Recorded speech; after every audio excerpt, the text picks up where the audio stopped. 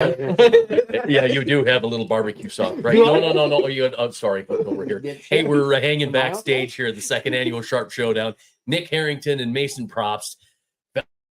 How was the Chislik? It was good. It was. I couldn't do the pickle barbecue sauce. That was a little too manly for me, but I enjoyed. I had the espresso. If it had caffeine in it, we're not sleeping the night. So Yeah, we're right on. really ready to go. Yep, there was a sweet flavor. I'm not a dill pickle person either, but I gave it a little try and I grew some hair. Kurt made me. I did not. Yeah, he made me too. He's like, try this. I'm like, ooh, vinegar is dill pickle. Like after COVID, things don't taste completely the same, but I gave it a go. And then there was the Dakota something barbecue sauce. That was pretty good. That's but real lamb chislik, so it was tasty stuff. All right, the rules meeting is over. No big surprises there, except Kurt was just kind of Papa Crabby. I can get in your boat and I'm going to check in. He did talk about boarding us like 6 times. Yeah, that really sounded like we might get pirated. I think he wants to get in a boat. I really think so. He does. Yeah. I hope it's us. Like, I do too, really. I hope you flag upside down. Yeah, right. You won't be afraid to throw it over. You know? Like, hey, get out of here. No, but here it is raining again, and the boats are wet.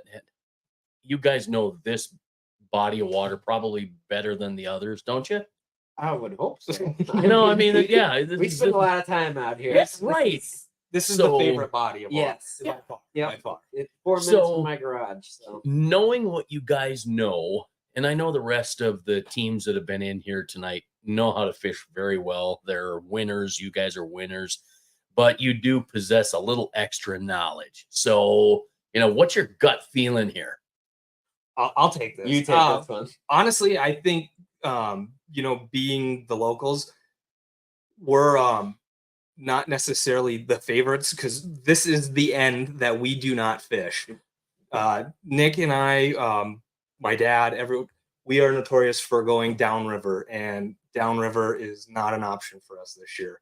So we're kind of the town newbies right now. So let's put it this way. I wanted to go downriver so bad this morning that I ran all the way downriver knowing that we couldn't fish downriver. You did? Just to get it out of your system? Yeah. No kidding? I was dodging trees and stuff. It was like a little Are you kidding me? down there. Yeah. So what's a water level like? Last year it dropped like 2.5 feet, something like that. Where are we at this year? So water level's less of an issue this year because last year they weren't running any water for like 3 weeks. All, this year we're running more water.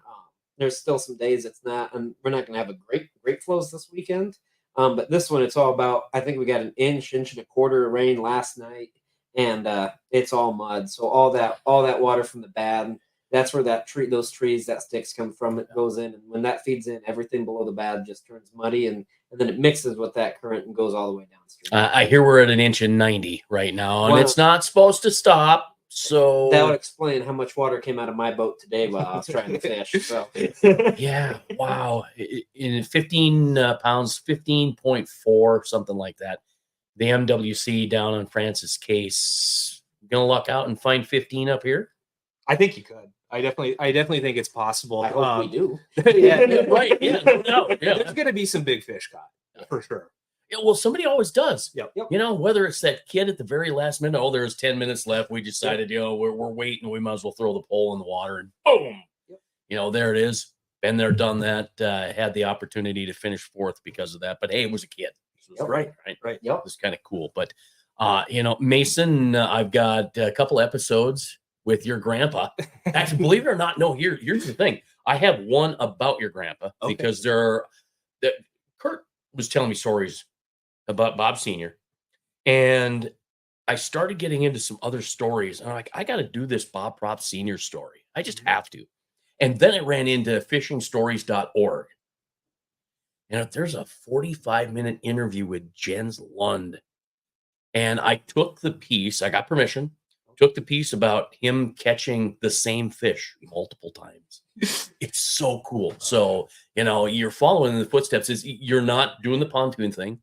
You're not doing the kitchen chair thing. You're probably using plenty of his ideas. I'm sure you're fishing the lead corn. You're doing those things like that. But to follow in those footsteps, it doesn't ever seem like it's a thing to you. Like you got a monkey on your back because you're trying to be as good as grandpa. Right. And honestly, where I'm in, I don't have the time to go out and do the big tournaments. So trying to fulfill that legacy isn't really that much weight on me.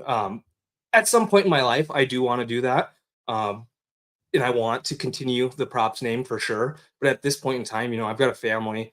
I want to be home. It's not that big of a deal to me right this minute. Yeah, no, right. Well, I could tell because your shoes match. It's like, yep.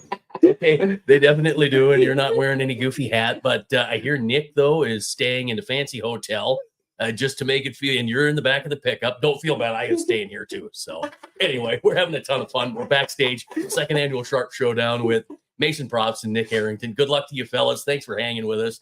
We'll see what happens tomorrow. Right? Sounds good. All right. Thank you. Party on the dock at some point. Come on down to the clubhouse, I guess. I Right guess on. that's where I'm staying. I don't just live in Fort Pierre right over there.